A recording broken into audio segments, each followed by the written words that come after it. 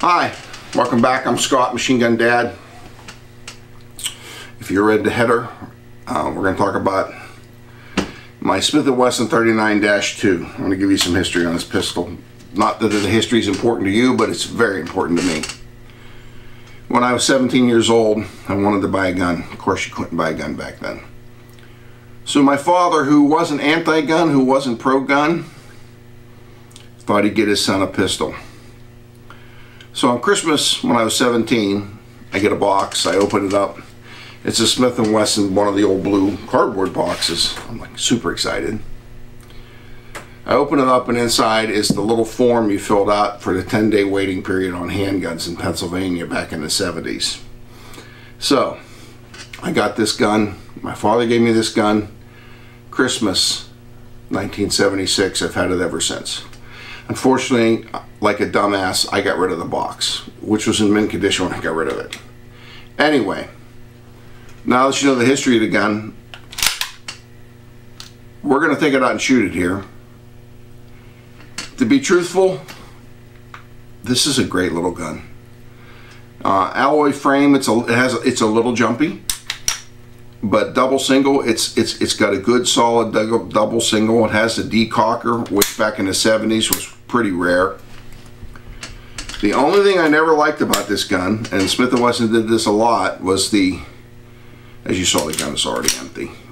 Obviously there's single, there's double, but you take the magazine out and there's nothing. I never thought that was good for a carry gun because you can't do a tactical reload and engage your target if you need to. But I didn't design it. Now the guy behind the camera is going to be out helping me. He's new. One of the things I've noticed from when I shot this when I was in my teens and my 20s to now that I'm in my 60s, the all black front sight, even though it's serrated, is awful hard to pick up. Years ago I had like nail polish on it, and I probably should have left it on there if I was going to shoot it, but this is pretty much a sit on the shelf and tell my kids about it gun. We'll be out on the range in a second. As I said in my intro, this is the first pistol I ever owned. It was a gift from my father. I haven't shot this gun since my kids were born, so 18 years ago. Give it a couple magazines, and then we'll let Fidel give it a whirl.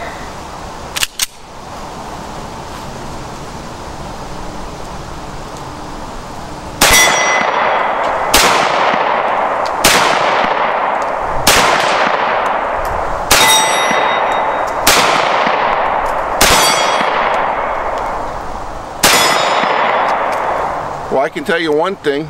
When I was younger, an all black front sight wasn't a problem. It is when you get old.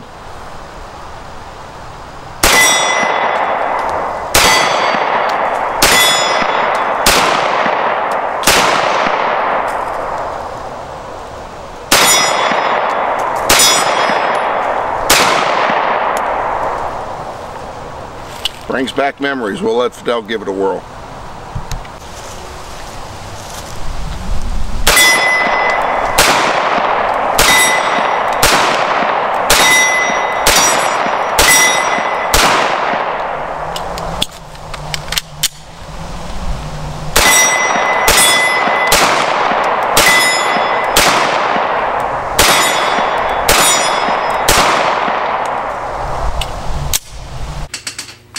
Hey, we're back inside. We were outside.